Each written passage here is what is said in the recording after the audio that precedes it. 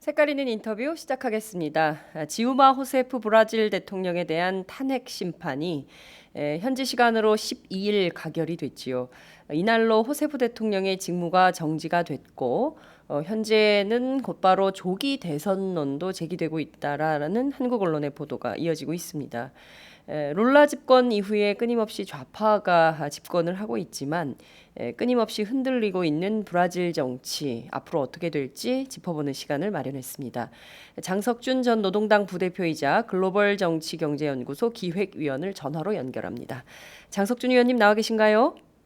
예, 안녕하세요. 네, 오랜만에 뵙겠습니다. 네, 예, 저희가 주로 해외 좌파 정치가 요동칠 때 우리 장 의원님을 전화로 연결해서 좋은 말씀을 분석을 듣고 있는 것 같습니다. 매번 감사합니다. 예. 자, 오늘 아침 조간신문, 도하 많은 언론들이 브라질 대통령 탄핵 소식을 싣고 있습니다. 네, 우선 이 지우마 호세프 브라질 대통령 탄핵 심판, 우리는 경험이 있습니다. 과거 노무현 전 대통령이 탄핵 심판을 받았기 때문에 그때와 비교할 때 좀 어떤 차이가 있는지 궁금하다 이렇게 생각하는 국민들이 많이 있으실 것 같아요. 네. 어떤 차이가 있을까요? 글쎄요.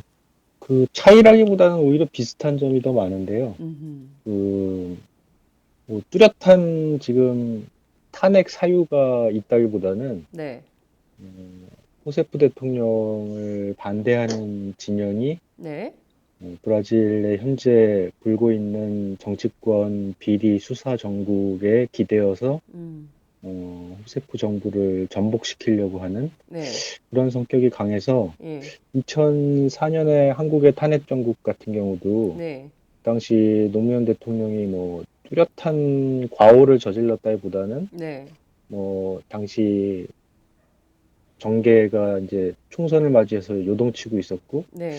그 과정에서 노무현 대통령이 뭐 그 과정에 개입했다 안 했다 음. 굉장히 좀 모호한 그런 것들 그렇죠. 뭐 우선 선거법 위반 발언을 했다 안 했다 뭐 이런 예 거였잖아요. 그죠? 그런 점에서 오히려 그 비슷한 점이 더 많은 것 같습니다. 예. 그러니까 지금 브라질의 탄핵 상황과 한국의 2004년 노무현 전 대통령 탄핵 상황은 거의 비슷하다. 그러니까 특별한 뚜렷한 이유 없이 대통령을 탄핵하고 흔들고 있다. 이렇게 뚜렷한 위헌적인 과오가 네. 아니라 상당히 네. 좀 정치 공세식으로 이루어지고 음. 있다는 점이 비슷한 것 같습니다. 정치 공세로 시작되고 있다는 점이 매우 비슷하다. 이런 분석을 해주셨습니다. 네, 그래서일까요? 지금 보면 그 호세프 대통령이 브라질 최초의 여성 대통령이라고 네, 하더라고요.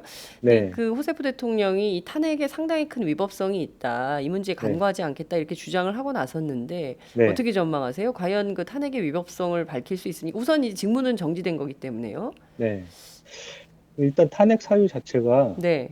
그 예산 법안 위반이거든요. 음. 그 노동자당 정부가 네. 그 지난 14년 가까이 이제 집권을 해왔는데 네. 매년 이제 예산 심사 과정에서 네. 예산 적자 규모를 실제보다 좀 축소하기 위해서 아하. 중앙은행으로부터 단기 차입을 해왔어요. 예. 네. 이게 뭐 14년 동안 계속 그 의회에서 예산을 심사하는 과정에서도 별 꼬투리를 잡힌 적이 없는데 네. 이게 이제 느닷없이 법률 위반이라고 그래갖고 음. 탄핵 사유가 된 거거든요. 어. 형식적으로만 예. 보면은 법률을 위반한 거는 이제 분명하기 때문에 네. 탄핵 사유에 형식적인 어떤 결격 사유는 없는데 네. 지난 10여 년 동안 이거를 눈 감아 주다가 네. 갑자기 탄핵을 한 거는 이제 석연치가 않죠. 음. 예. 그 여기에 그러니까 순 예. 네. 애- 애초에는 지금 진행되고 있는 브라질의 이제 정치권과 네. 페트로브라스라는 브라질의 석유 공기업 음. 이 사이에 이제 정치 비자금이 오고 간 것에 대해서 이제 대대적인 수사가 음. 벌어지고 있는데 네.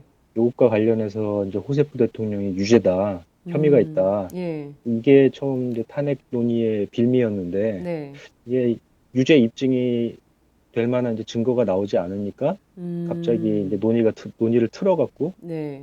그동안 관행적으로 봐주고 있었던 요 음. 문제, 음. 예산안 심의 과정에서 요 문제 갖고 탄핵을 하고 있으니까 상당히 좀 음. 궁색하죠. 탄핵한 음. 쪽에서도. 네.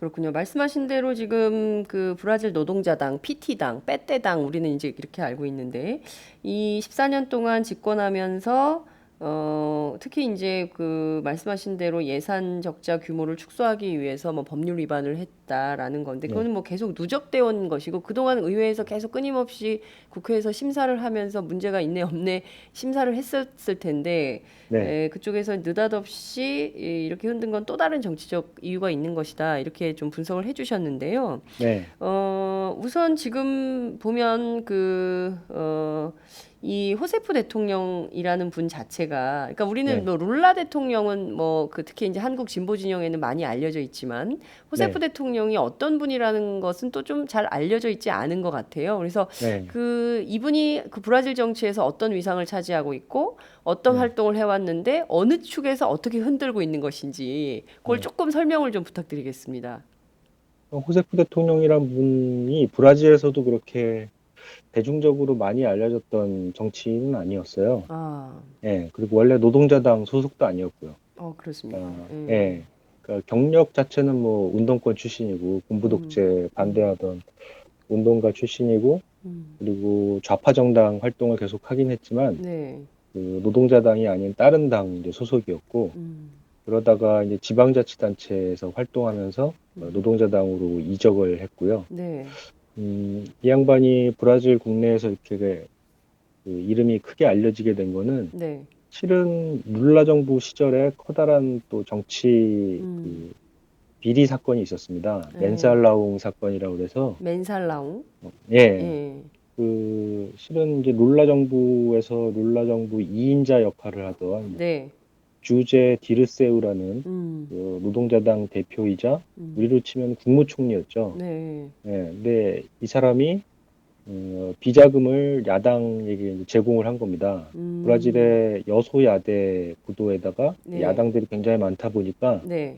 노동자당 정부의 이제 법안들을 표결할 때 음, 가결이 돼야 되는데 네, 네, 이거를 일종의 이제 공작 정치로 한 거죠. 음, 야당 정치인들이 노동자당 법안에 지지해주면은 네, 비자금을 뇌물로 제공해주고 음, 맨살라웅이라는 것이 뜻이 음. 매달 이제 돈을 상납해준다 뭐 이런 뜻인데요. 그래요. 매달 네. 돈을 상납해 준다. 네. 예, 이게 2000년대 중반에 이 사건이 터졌고 아하, 그래서 실은 룰라 정부가 굉장히 위기에 몰렸고 음, 룰라가 이제 재선되느니 마느니 음, 하는 일이 벌어졌죠. 음, 이때 이제 룰라가 던진 승부수가 네, 국무총리격인 이 수석 정부장관을 네, 디르세우를 이제 파면하고 음, 이제 좀 이름이 알려지지 않은 여성인 이 호세프를 임명을 한 아, 겁니다. 그러면서 네, 이 양반이 그 정부 내부의 이 자정 작업 어, 그리고 정책 기조를 이제 뒤바꿔서 예, 그때까지만 해도 그 외국의 금융 투자자들이라든지 이런 사람들 음, 눈치를 많이 보는 정책을 펼쳤었는데 네,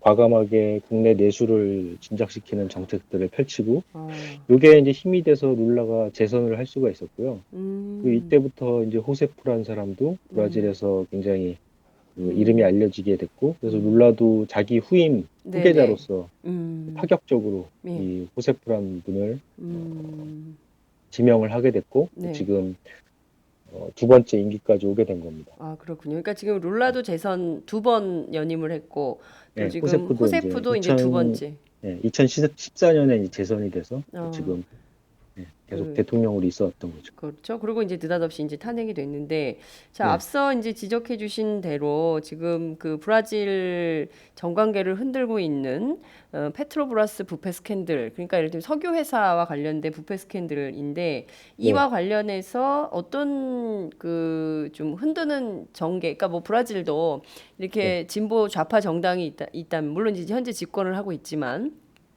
또 우파도 있고 뭐 중도 보수파도 있고 뭐 그럴 거 아니겠습니까? 네, 그러니까 그 네, 브라질 정치 지형이 그러면 네, 지금 그 말씀하신 대로 지우마 호세프 대통령을 이렇게 흔들고 네, 뭐 별로 이유도 안 되는 탄핵 사유를 가지고 탄핵을 의회에서 탄핵을 하고 말이죠. 네. 이렇게 하는 핵심 세력은 브라질의 우파입니까?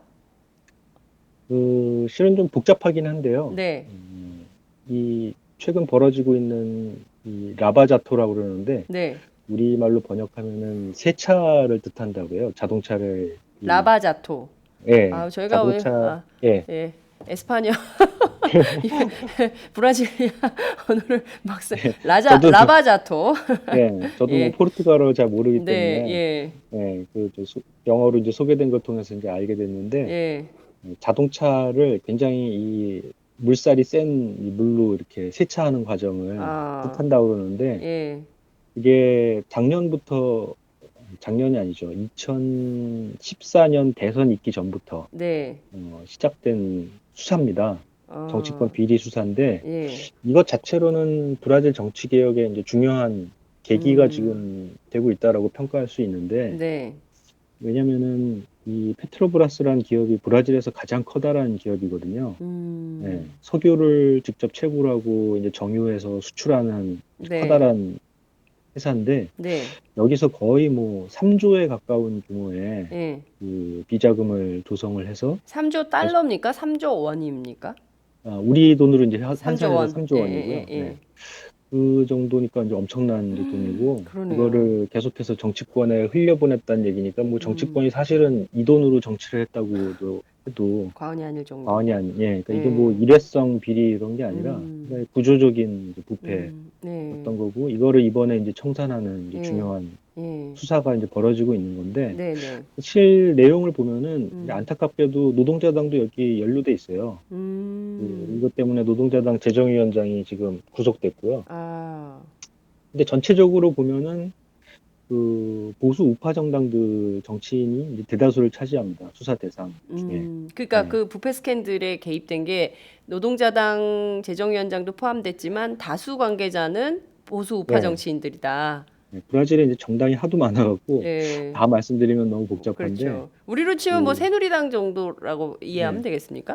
우리 붙이면 뭐 새누리당, 더불어민주당, 국민의당 다 포함이 되는 거예요? 되는 여러 정당들이 다 걸려들었습니다. 그래서 아. 실은 뭐 차지하는 퍼센티지로 보면은 노동자당은 뭐 10% 안쪽? 네. 음. 이거 뭐 부패라는 거를 이런 식으로 그 측정하는 게 네. 좀 맞지 않는 측면이 있긴 하지만 음. 어쨌든 뭐 형식적으로 보면은 음. 한 전체 한 9할 음. 이상은 음. 다른 당의 이제 정치인들이 연루가 됐는데 네. 어쨌든 노동자당도 연루가 됐으니까 비판을 받고 이 음. 심판을 받아야겠죠. 네. 근데 외부에 이제 알려진 바로는 그 노동자당만이 이제 부각이 돼갖고 음. 룰라 호세프 정부가 저지른 비리처럼 이렇게 돼 음. 있는데 이거는 실은 이제 브라질의 보수 언론, 네. 브라질도 이 최대 TV 채널이랑 전국 일간지가 다 보수 언론이 이제 장악하고 있는데, 한국이랑 똑같네요. 네, 그러니까 저 지금 말씀하신 그 텔레비전 TV는 한국으로 네, 치면 종편 같은 겁니까? 그렇죠. 어. 글로브라는 이제 굉장히 커다란 글로브. 예. 민간 이제 TV 채널이 있는데 네. 이런 데서 이제 주로 아. 어, 노동자당 연루된 음. 부분들만 이제 부각시켜서 부각시키는. 어. 이야기를 하고 이게 이제 외신을 통해서 보도되고 네. 이렇게 이제 왜곡되고 음. 굴절돼서 알려지는 측면이 있죠. 그렇게 해가지고 한국 조선일보 일면 톱에 올라가고 이런 거군요. 예, 그렇습니다. 구조가 그렇게 되는 거군요. 여러분들 네. 잘 이해하시기 바랍니다. 지금 구조. 그리고 이제 또 다른 이제 차이는 네. 그 다른 당 정치인들 같은 경우는 실은 개인 비리로 이제 나타나고 있어요. 대표적인 음. 게 이번에 그 탄핵 절차를 그 하원에서 네. 표결하는 과정에서 그 주재한 게 하원 의장이거든요. 네. 하원 의장 에드와르드 쿠냐라는 사람인데 예. 그 사람 그 표결 주재하고 나서 잡혀갔어요. 네? 표결 주재하고 나서 네. 그 하원 의장직을 그 박탈당했습니다. 지금 그 호세프 대통령처럼. 그, 아이고. 그 이유는 구속됐어요? 구속은 아니고요. 네. 자격이 정지됐습니다. 직무 정확하게 정지, 자격 말씀드리면. 정지. 예. 예. 그 그- 이유가 이 사람 같은 경우는 그 페트로브라스 자금을 받아갖고 자기가 아, 이제 쓴 거죠. 스위스 은행에 그 예. 숨겨놓고. 스위스 네. 은행에 숨겨놓고 자기가 썼던 거예요. 네. 그래 놓고, 다른 당 정치인들 같은 경우는 되게 이런 식이었거든요. 근데 음, 노동자당 같은 경우는 이제 재정위원장이 네. 이 돈을 당의 이제 자금으로 쓴 거죠. 근데 그 음, 쓰는 방식이 네. 10년 전에 있었던 낸살라웅 음, 사건에도 불구하고 네. 그 다른 당 정치인들을 매수하는 데 주로 이 돈을 음, 계속해서 써온 겁니다. 음, 네. 그럼, 이런 좀 음, 같은 이제 부패긴 한데 네. 부패의 양상이 조금씩 달랐던 부분이 어, 있고요. 예. 네. 그러니까 경중이 부패의 경중이 조금 다르고 뭐 이런 게 하여튼 뭐 브라질 자체가 좀 굉장히 정치 지형이 복잡하다. 한국처럼 작은 나라가 아니기 때문에 네, 그 브라질 정치가 굉장히 크고 우리랑은 좀 비교할 수 없는 그리고 또 이제 좌파 정치가 14년이나 집권을 했기 때문에 우리랑은 비교할 수가 없는데 이게 또 하나 측면은 이런 면도 얘기가 좀 나오는 것 같아요. 그러니까 룰라 때는 그래도 브라질 경기가 좋고 유가가 고공행진을 했기 때문에 네, 경제적으로 좀 큰 문제가 없었지만 호세프가 집권하던 시기에는 유가가 폭락하고 또 네, 경기가 굉장히 안 좋아지고 네, 또 그 저 룰라보다는 훨씬 더 급진적인 그 복지 정책을 많이 쓰다 보니까 비용도 많이 생기고 그래서 이제 예산 부족도 생겨서 문제다. 그리고 또 뭐 큰 국제 행사를 많이 했잖아요. 뭐 월드컵 또 이제 올림픽 눈앞에 두고 있고 뭐 이런 상황인데 네. 이런 측면에서 어떻게 보면 호세프가 흔들리는 리더십을 가져갈 수밖에 없었던 거 아니냐 이런 분석도 네. 있더라고요. 그 점은 좀 어떻게 보세요? 근데 그거는 후세프 정부랑 이전에 룰라 정부가 크게 뭐 음, 달라서 그렇게 됐다기보다는 네, 실은 룰라 정부에서 이어지고 있는 어떤 음, 한계 이런 것 음, 때문인데요. 네네, 그러니까 룰라 후세프 정부가 계속해서 경제 정책을 펼쳐왔던 바가 음, 실은 2002년에 룰라가 집권하는 과정에서부터 국제 금융자본에 상당한 음, 훈육이 있었거든요. 네, 어, 기존의 브라질이 외국 금융자본으로부터 이 빚을 썼던 이런 것들 네, 제대로 갚아나가야 된다. 네, 이런 부분들을 이제 굉장히 국제적으로 강요를 했었고, 예, 이런 틀에 이제 갇혀 있다 보니까 경제 네네, 정책을 뭐 자유롭게 쓸 수 있는 여지가 별로 음, 없었어요. 음, 그러면서 뭐 장기적인 제조업 투자나 이런 것보다는 네, 좀 그 단기적으로 좀 경제 사정을 좋게 만들 음, 그런 산업 쪽에 치중을 하게 됐고 네, 그러다 보니까 석유라든지 음, 브라질의 그 각종 광물 자원 네, 그리고 아마존 지역을 이제 개발해서 음, 수출 농업을 발전시키는 예, 이런 부분들에 이제 치중을 하게 됐고 음, 그러다 보니까 브라질 경제가 점점 더 이 국제 경제 사정에 네, 연동이 되는 음, 우리로 치면은 이제 수출에 의존하는 그런 경제 구조가 이제 브라질도 됐던 거고요. 네, 이제 그런 상황에서 2008년 세계 경제 위기가 음, 닥치니까 음, 브라질 역시도 해외 시장에 이제 영향을 크게 받게 됐고, 네, 음, 복지가 호세프 대통령 시절에 이제 갑자기 늘어났다기보다는 음, 룰라 정부 이후 계속해서 이 복지를 늘려왔는데 네, 그것들이 대부분 기존 그 조세 구조나 이런 것들을 바꿔서 정부 이 재정을 늘려갖고 네, 복지로 지출하기보다는 음,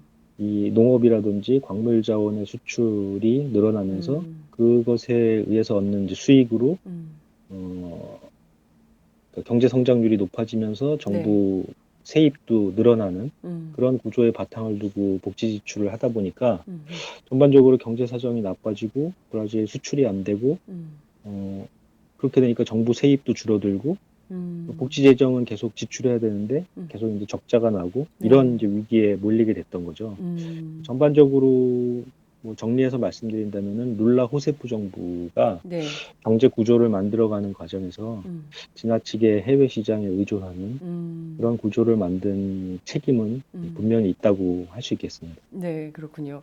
지금 그 중요한 점은 어찌됐든 그 한국에서 알려진 브라질 좌파 정부가 물론 이제 여러 가지 문제점과 어려움이 있겠지만 그래도 좌파의 명맥을 좀 이어가는 그런 정책들을 많이 썼다 이런 평가를 받고 있는데요.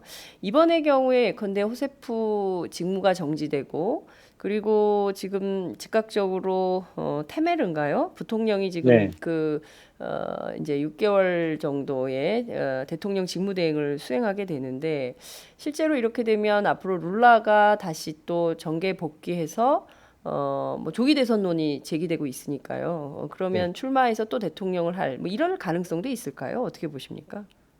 원래 이 탄핵 정국 시작되기 전에 네, 룰라가 다음 대선에 나온다라는 게 거의 기정사실화돼 있었고요.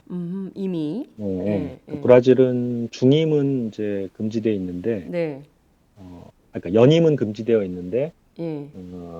전임 대통령이었던 사람이 다시 대통령에 어. 출마하는 것은 금지돼 예. 있지 않거든요. 아. 네, 그래서 호세프 대통령이 2기까지 마친 뒤에 이제 대통령 음흠. 선거에서 룰라가 다시 음. 나올 게 이제 굉장히 기정사실화돼 있었고, 음.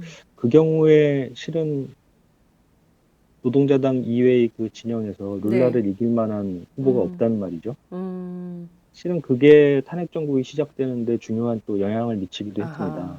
네, 그래서 그렇군요. 이번에 호세프 및 더 네. 나아가서 룰라까지 네. 상처를 주어야 아하. 이게 다음 대선에서 네. 노동자당의 다시 재집권을 막을 수 있다. 음. 이런 분위기가 있다 보니까 무리하게, 음. 무리하면서도 음. 이런 지금 정치 행위가 음. 벌어지고 있는 것이고요. 그렇군요.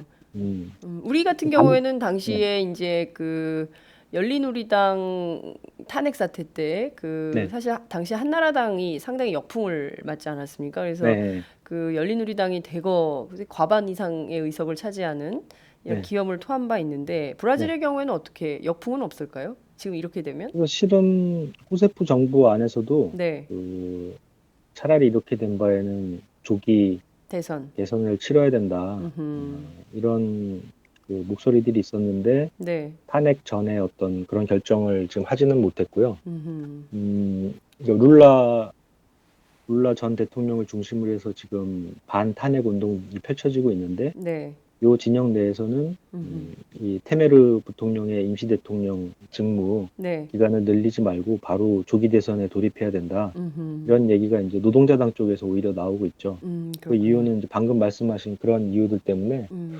오히려 그 탄핵으로 인해서 음. 그동안 좀 노동자당 정부에 등을 돌렸던 민심이 네. 오히려 노동자당으로 쏠리게 될 그런 음. 가능성들에 주목해서 음. 그런 얘기들이 나오고 있는 것 같고요. 네. 그리고 덧붙여서 말씀드리면 이 테메르 부통령이란 사람 같은 경우는 네. 지금 민주운동당이라는 음. 브라질의 아주 커다란 음. 원내 제1당이면서 음. 중도 우파를 대표하고 있는 정당인데 네. 그 정당의 소속입니다. 그러니까 호세프 음. 대통령하고는 당적이 다르죠. 네. 연정을 한 일종의 건가요? 네, 좌우 음. 합작식으로 이제 연정을 음. 만들었던 건데 네. 이 탄핵 정국이 불거지게 되니까 이 네. 사람이 이제 표변을 한 겁니다. 한마디로 어. 배신을 때린 셈인데요. 그러니까 유승민 원내대표하고 네, 누굽니까? 저 원유철 그 정책위 네, 의장이 네, 틀어졌잖아요. 그래서 네, 유승민이 나가면서 그 원유철이 표변해가지고 이제 네. 친박으로 이렇게 합세하는 이런 거하고 비슷한 건가요? 그러면? 뭐 굳이 비유하면 그럴 수도 있는데 훨씬 더 이제 커다란 규모의 이제 그렇겠죠. 예. 예, 표변을 한 셈인데 음. 그러니까 이 사람 같은 경우 원래 자기 색깔이 이제 우파이고 음. 그러니까 자기가 뭐 선거를 통해서 대통령이 되기는 어려운데 네. 이런 기회를 통해서 이제 아하. 대권을 잡고자 하는 그딱 음. 기회가 보이니까 네. 기회를 잡은 거죠. 테메르 그런데 입장에서는 쿠데타네요. 네, 네. 그런 점에서 보면은 이게 이제 쿠데타라고 노동자당 진영에서 얘기하는 게 음. 상당히 이제 설득력이 있습니다. 근데 음. 아무튼 이 사람이 벌써부터 이야기하고 있는 게 자기가 임시 대통령이 되면은 네. 음, 충격요법을 이제 실시를 하겠다. 그 충격요법이 음. 뭐냐? 현재 브라질 경제 위기 상황을 해결하기 위해서 우리로 치면 구조조정을 하겠다는 겁니다. 아, 그래요. 각종 한국하고 비슷하네요. 네, 예. 임금 삭감 및 각종 이제 음. 복지 정책 그 지출들을 이제 음. 삭감하는 이런 음. 정책을 펼치겠다는 건데 이건 음. 한마디로 노동자당이 10년 넘게 해왔던 모든 업적들을 다 이제 없애버리겠다는 거거든요. 음. 상황이 이렇게 되면은 지금은 뭐 탄핵 때 반탄핵 혹은 뭐 부패 이런 것들이 정치 쟁점이 돼 있지만 네. 다시 경제 사회 정책이 쟁점이 되면서 음흠. 노동자당 대 반노동자 진영, 노동자당 진영 이런 음흠. 식으로 음. 구도가 재편되면서 음. 좀 역동적인 음. 정치 상황이 다시 음. 열릴 것으로 이제 생각이 됩니다. 저는 그 미셰우 테메르 부통령인가요? 이분이 어제 이제 바로 직무대행을 맡게 됐는데 직무대행 맡자마자 이제 쏟아낸 얘기들이 경제 네, 활성화고요, 연금 개혁이고 그 네, 노동 개혁이더라고요. 부패 예, 척결이고 그래서 박근혜 대통령하고 너무 비슷한 얘기를 하고 있어서 네, 브라질 정치하고 한국 정치하고 흡사 많이 닮아 있다. 이제 이런 생각마저 좀 들었습니다. 제가 네, 이제 꼭 시간이 다 돼가지고 여쭙고 싶은 네, 게 있어서요. 근데 이제 지금 네, 뭐 브라질뿐만 아니라 이제 남미의 한때 이제 좌파 정치가 굉장히 이제 국민들 사이에서 뜨거운 그 지지를 받았던 때가 있는데 베네수엘라의 경우에도 지금 베네수엘라 대통령도 탄핵 위기에 빠졌다 이런 보도가 나오고 있는데요. 거긴 좀 네. 어떨 것 같으세요? 실은 뭐 브라질보다 베네수엘라가 정치적으로 훨씬 더 불안정하죠. 네. 음, 그래서 실은 브라질에서는 이런 일이 일어날 것을 많은 그 관측자들이 예측을 못했던 거고요. 네, 베네수엘라는 뭐 사실은 일상적으로 이런 일들이 계속 펼쳐져 왔기 때문에 음, 예, 지금 새삼 뭐 의회에서 탄핵 얘기가 나와도 음, 별로 충격적이지가 않고요. 네, 뭐 이런 이제 상황인데 아무튼 중남미 전체적으로 음, 한 10년 정도 좌파 집권 붐이 있었는데 네, 네, 그것의 기둥 역할을 어쨌든 음, 2002년에 집권한 음, 브라질의 노동자당 정부가 음, 해왔던 겁니다. 네, 왜냐하면은 브라질이라는 나라가 중남미 전체에서 이제 면적도 크고 네, 네, 인구도 2억이고 어, 그래서 실은 그 미국에 대항할 만한 어떤 음, 그 힘을 가진 나라가 브라질밖에 없거든요. 남미에서, 브라질의 중도좌파 정부가 있었기 때문에 예, 중남미 전체의 좌파 집권 붐이 음, 지속이 될 수 있었던 건데 음, 지금 이 브라질이 흔들리고 있기 때문에 예, 중남미 좌파 집권 붐은 상당히 음, 위기를 맞고 있다라고 볼 음, 수밖에 없고요. 음, 그리고 깊이 들어가 보면은 아까 이제 브라질 상황 이야기할 때도 말씀드렸지만 네, 지금 이 좌파 정부들이 복지 측면에서는 여러 가지 음, 개혁을 했지만 네, 자신들의 이제 산업 구조를 음, 과거와 다른 방식으로 만드는 음, 데는 이제 음, 실패했기 때문에 네, 여전히 이제 자원 의존적인 그런 아, 경제 구조를 갖고 있기 때문에 네, 이게 이제 근본적인 한계였고 음, 이 중남미 좌파 집권 붐의 위기를 평가하는 과정에서 음. 이런 것들이 이제 가장 근본적으로 짚어져야 될 것 같습니다. 네, 그렇군요. 알겠습니다. 오늘 좀 급하게 연락을 드렸는데요. 그래도 뭐 너무 꼼꼼하게 잘 차분하게 설명해 주셔서 저희 그 청취자들께서 아, 지금 브라질 정치가 이렇게 흘러가고 있구나. 이게 어떻게 되겠구나라는 것을 전망할 수 있는 기회가 됐던 것 같습니다. 오늘 말씀 잘 들었습니다. 네, 고맙습니다. 네, 지금까지 장석준 전 노동당 부대표와 함께 했습니다.